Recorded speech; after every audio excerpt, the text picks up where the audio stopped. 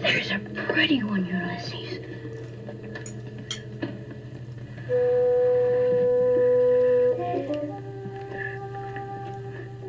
There it is. Hello BookTube, I'm Sean the Book Maniac. Welcome back to my channel. It's time for another book haul. Got some good stuff here to show you. The first one is Olivia Manning's School for Love. This is an NYRB book, and I started this today, and the first chapter completely bewitched me. I think my Goodreads comment was, Chapter 1 tried to kill me. The writing is so beautiful, and it pulls you so deeply into the scene that it paints about a young boy. I don't know how old he is exactly, 12, 14. He grew up to British parents living abroad. I think he grew up in Iraq, just at the end of World War II. And then his father died, and then his mother has just very recently died, and nobody knows what to do with him. So he gets shipped off to a cousin of his father's in Jerusalem, who he's never met.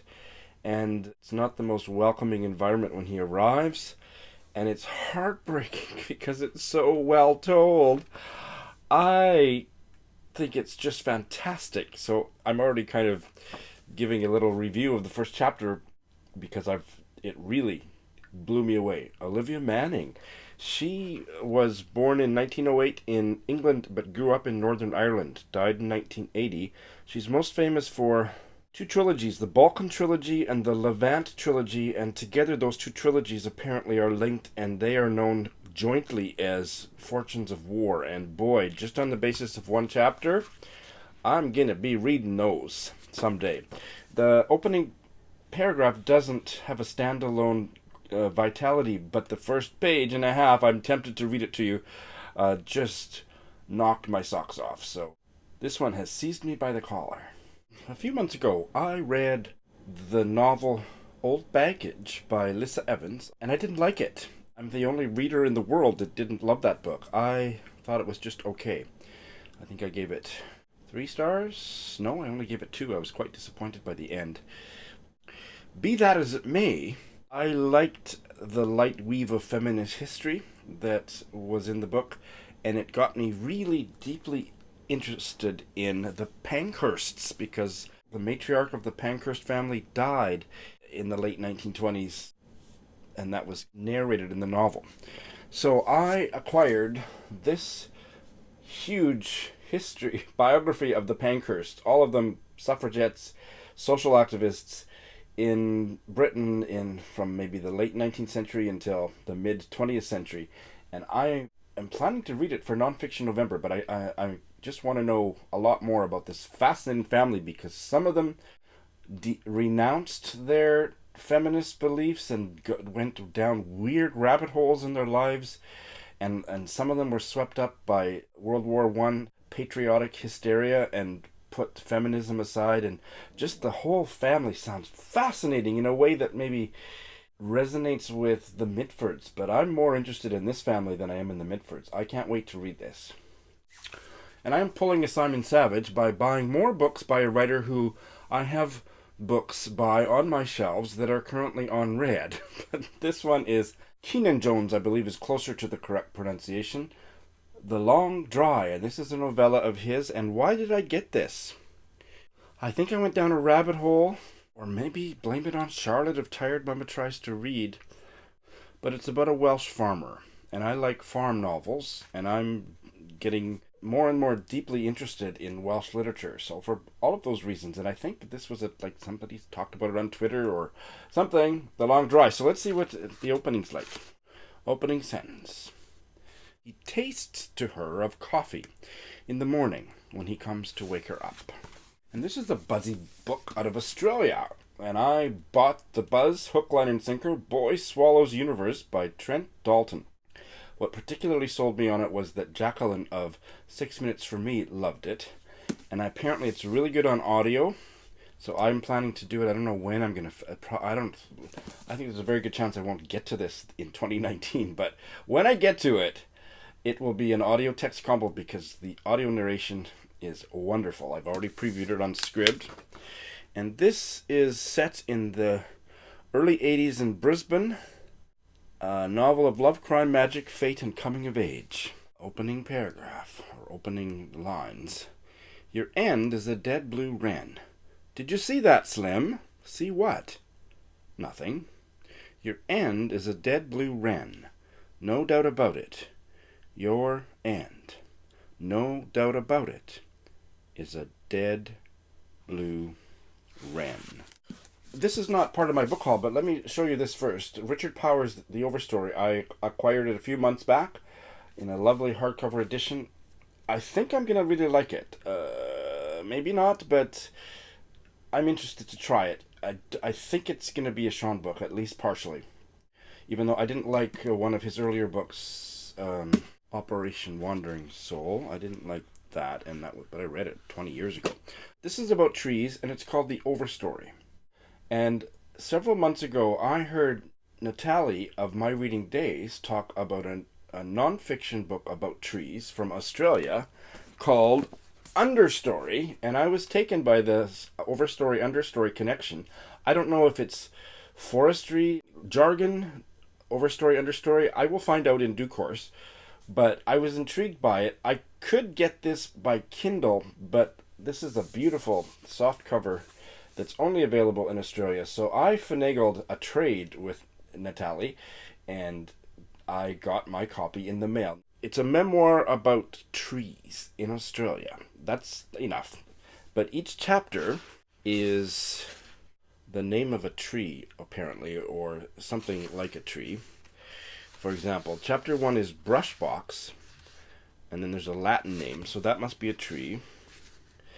And Natalie has inserted her own photographs of trees, and where possible, the tree that corresponds to the chapter title. So this is what she sent me, and I don't know if this is one of the one that perfectly matches the chapter, Brushbox, but she has inserted them in every chapter. So what a fabulous gift trade book, and I can't wait to read it. And my idea, half-baked, and I have a lot of half-baked ideas that never come to fruition, was to read these two in tandem and kind of do some kind of a vloggy essay thingy about any resonances that might be humming between them beyond the fact that they're both about trees. So that's why I wanted this, and now I've got them, so let's see when I get to reading them. So opening a paragraph from that chapter called Brushbox. The canopy is where tall trees aspire to be, where the sunlight is. The trees' crowns intertwine to form a roof over the forest, making it whole. They shade and protect the middle and understory, or steal their light, depending on how you look at it. Well, that intrigues me from the get-go. This was a purchase inspired by my dear friend Leah from Calgary, who I do a lot of buddy reading with, who I know through Litzy, and who I met for the first time at my wedding last summer. And she hauled or read, I think she read, so she mentioned this on Twitter or Instagram or Litzy, somewhere. This is a novel from 1949, Alice by Elizabeth Elliot. I've never heard of her, but Leah and I have very similar tastes, female authors of this era, and it's such an attractive new edition.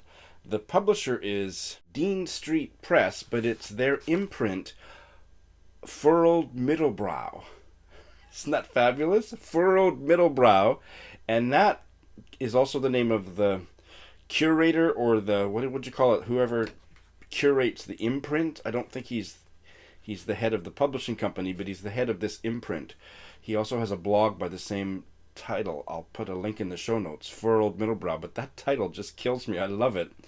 And that has come out with, it looks like it almost about 30 reprinted novels by women writers from the 1930s to the early 1960s, just glancing at the list.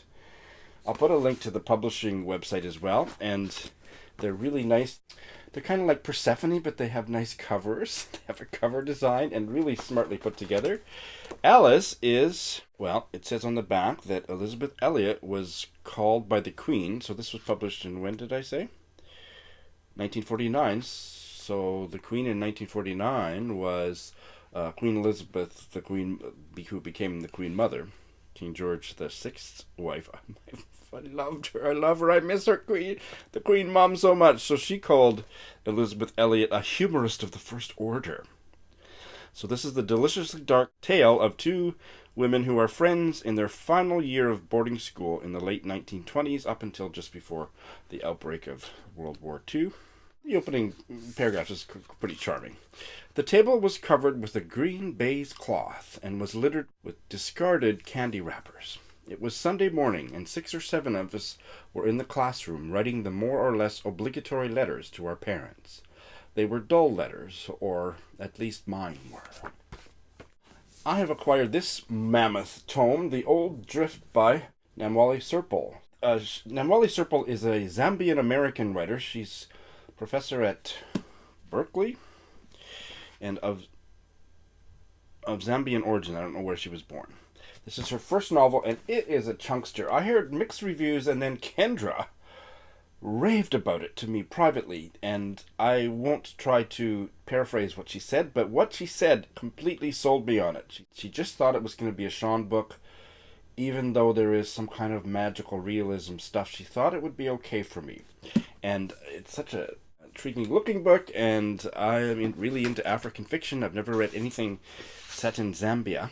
It is 560 pages, so this might be a good one for the next tome topple. Last week I read this from cover to cover. Ian Lee's Dear Friend, From My Life I Write to You in Your Life, and it's one of my top reads of the year. I have a full sort of review, first hot take review on it, which I will link in the show notes. But I'm not hauling this. I just want to show it to you because she writes about engaging with other writers through their autobiographies, their letters, and their fiction. But she also formed a personal relationship with William Trevor. I want to read all these writers and all the books that she read, and the first one that I acquired is one that she specifically talked about. William Trevor's 2 novellas collected in one volume, 2 Lives. And the first novella is, I would say, it's a novel. It comes in at 222 pages, called Reading Turgenev. And the second one is My House in Umbria. And I have enjoyed the one collection of Trevor's short stories that I've read. And I know that Brian of Bookish is a big fan of William Trevor. And he was quite taken with what he heard me say about the Ian Lee memoiristic essays. So he and I are going to be buddy reading this sometime this year. My first buddy read with Brian. Opening paragraph of the first novella, Reading Turgenev. A woman not yet 57, slight and seeming frail, eats carefully at a table in a corner. Her slices of buttered bread have been halved for her fried egg mashed, her bacon cut. Well, this is happiness, she murmurs aloud, but none of the other women in the dining room replies, because none of them is near enough to hear. She's privileged, the others say, being permitted to occupy on her own the bare-top table in the corner. She has her own salt and pepper. And the remainder of my book haul is from a bookstore run that I made today, Kinikuniya Books in downtown Tokyo. The English language department had a 20% off sale. And cousin of Always Doing and I went this morning, and I brought back a stack. And the first thing that I found and snatched up was their last copy of a book that isn't supposed to be published until Monday or Tuesday, June 4th or 5th or something. But they had it today. It's June 1st, and that is Ocean Vuong's debut novel, On Earth We're Briefly Gorgeous. So I snatched it up and canceled my Amazon pre-order. I am planning to buddy read this with Dan of the Weird Book Club, and so we could get started early if he gets his copy, but there's no reason why I can't wait until later this month. But we will be buddy reading this for the Queer Lit Readathon. Ocean Vuong is a Vietnamese-American poet whose debut collection of poetry just obliterated me, Night Sky with Exit Wounds, and this is his first novel. It's a letter from a son to a mother who cannot read, and that is all that I want to know from the blurb on the inside flap of the dust jacket, because I just want to go in blind, but I will share the opening lines. Let me begin again. Dear Ma, I am writing to reach you, even if each word I put down is one word further from where you are. I am writing to go back to the time at the rest stop in Virginia when you stared, horror-struck, at the taxidermy buck hung over the soda machine by the restrooms, its antlers shadowing your face. In the car, you kept shaking your head. I don't understand why they would do that. Can't they see it's a corpse? A corpse should go away, not get stuck forever like that. I'm not exactly sure, and I won't take the time to check now, but I think I've heard about this on an Eric Carl Anderson book haul, Gerald Murnane's Tamarisk Row. And Murnane is an Australian writer, but I believe he might live in the UK now. Let's see if he still lives in Australia. The name sounds so British to me for some reason, but no, he's always been in Australia. And this novel was originally published in 1974, so this is a reissue. And I did the page 112 test, and I could barely put the book down. Other than the fact that the paragraphs went on for multiple pages, which I don't love. But the page 112, the prose was so literary, so Sean-ish, that I bought it. I put it in my basket immediately. And it is about a really unhappy man. His father's a gambler, his mother's overly religious. He is bullied at school, and he is having trouble with sex. And he enters an imagined world of horse racing. Okay, this was his debut. Opening paragraph.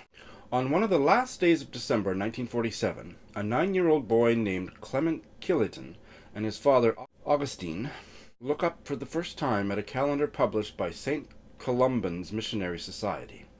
The first page of the calendar is headed January 1948 and has a picture of Jesus and his parents resting on their journey from Palestine to Egypt. Below the picture, the page is divided by thick black lines into 31 yellow squares. Each of the squares is a day all over the plains of northern Victoria and over the city of Bassett, where Clement and his parents set out and return home across the orange quartzy gravel of footpaths and the black strips of bitumen in the centers of streets, only seldom remembering that high over a landscape of bright patterns of days, the boy hero of their religion looks out across journeys of people the size of fly specks, across paper the color of sunlight, in years he can never forget.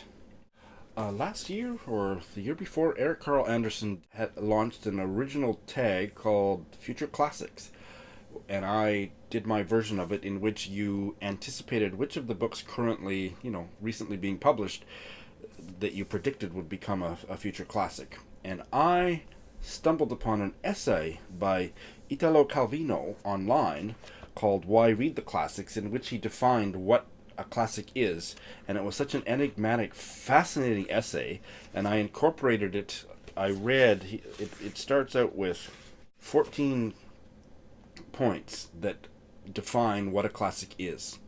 I'll put the link to my video in the show notes. And so I finally bought the book that the essay is in. So the collection of essays is called Why Read the Classics, and that title essay is the first one.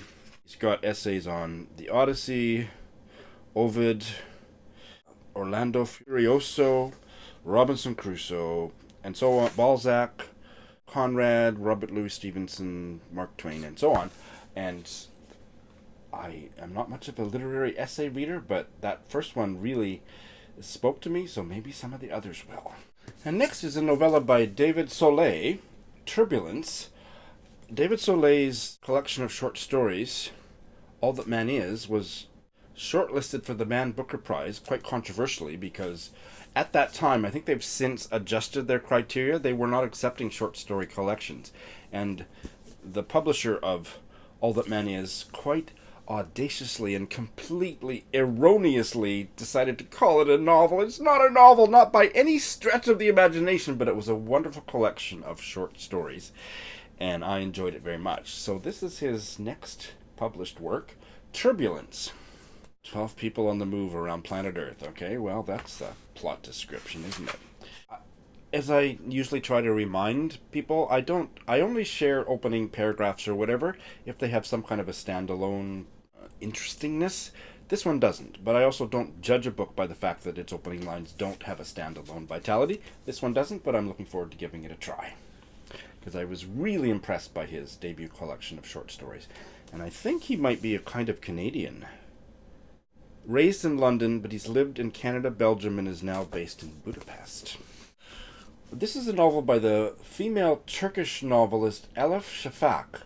This is one of her most well-known novels, apparently, Three Daughters of Eve, and I was moved to acquire it because she is now being targeted for investigation or surveillance or something by the asshole dictator of Turkey. He's not a president, he's a dictator. Erdogan, that fucking prick. And so headlines today are that he's got his eye on her. So I bought this because I've never read her, and it's the Middle East Readathon, and so I may try to fit it in for the Middle East Readathon, but if not, I will read it. It's about a wealthy Turkish housewife, and she's on her way to a dinner party, and somebody steals her purse, and the story goes from there. That's all I need to know.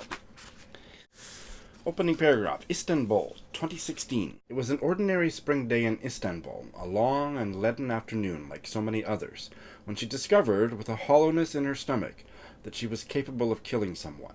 She had always suspected that even the calmest and sweetest women under stress were prone to outbursts of violence. Since she thought of herself as neither calm nor sweet, she had reckoned that her potential to lose control was considerably greater than theirs. But potential was a tricky word. Everyone once said that Turkey had great potential, and look how that had turned out. So she had comforted herself that her potential for darkness, too, would amount to nothing in the end. I really like that opening paragraph, so yeah, I want to get to this. Maybe this month. I don't have time to listen to bookish podcasts anymore, except on the rare occasion. And on one recent rare occasion, I was listening to a bookish podcast, not one of the regular ones that I used to listen to. I can't remember at all what it was, but there was an interview with this Thai writer. I'm going to need help on her name. Wow, I can't find any help online. So if you know, please help me with it. I'm going to say Chaya Bhuvaneswar. Chaya Bhuvaneswar. Short story collection called White Dancing Elephants. She was a really smart human and also a physician, a doctor. And I don't know if this is her debut collection. I don't know. The page 112 test was a big success today. Here's the opening paragraph to the title story, White Dancing Elephants. I walk out to the lobby, wanting to prolong my dream of you, thinking that I'll gain some control by staying awake. Impossible. I'm too aware that people are staring at me. The lobby is tiny, compact but cool as glass. I walk with my hands loose, hair disheveled, my pajamas covered by a trench coat. Someone glides out from behind a front desk and presses an umbrella on me because it's pouring.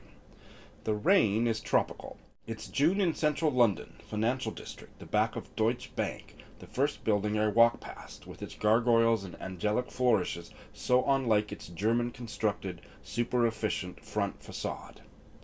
I'm half a block away from the hotel when, shivering, I open the umbrella. The rain makes it possible to wipe my face and have people think that I was caught in a downpour. I hate metaphors of rain, fecundity, gushing water from a hidden space. There wasn't anything macabre in your passing. No rush of blood, no horrifying trickle down my legs. Just two clear stains, understated, as quiet and undemanding as your whole life had been. Only enough blood for me to know. Gah! Oh, wow. Okay, well, gonna be getting to this one. I was thinking, is it translated? It's not, so I can't do it for Women in Translation Month, but I'm certainly going to get to it as soon as I can, because that opening was powerful. And the last one from this month's book haul is Tokyo Ueno Station by Yu Miri. And Yu Miri, I'd never heard of her, this book was published a few months ago. I'd never heard of her before that, but she's apparently well known in Japan. She has won the Akutagawa Prize, which is Japan's Pulitzer or whatever, and translated from the Japanese by Morgan Giles. Ueno Station is a famous station in central Tokyo. I know it well. The protagonist here looks like it's a man, Kazu. His life is tied by a series of coincidences to Japan's imperial family and to one particular spot in Tokyo, the park near Ueno Station. I just had lunch with my Litzy friend Lindy and her friend Kathy in that park about a month ago or so. It ends up with a enraged critique of the 2020 Olympics, so I'm in for that. The Olympics is the most despicable, corrupt organization in the world. And Miri is a Zainichi writer, in other words, Korean-Japanese writer, and so she's writing from a different place than a different social political space than most Japanese writers, and I was very attracted to it for that as well. Opening lines.